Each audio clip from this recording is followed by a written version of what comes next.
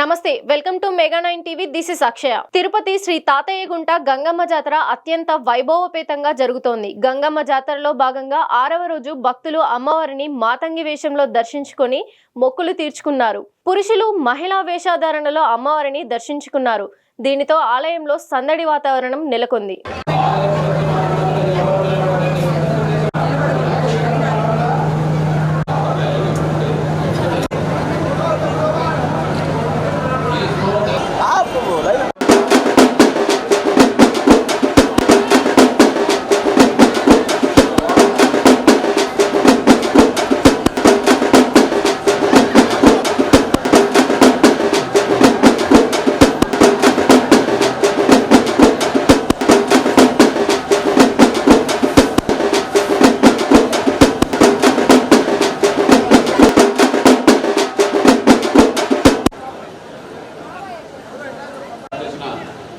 Parking నందు మాత్రమే park చేసి రావాలి భక్తులు.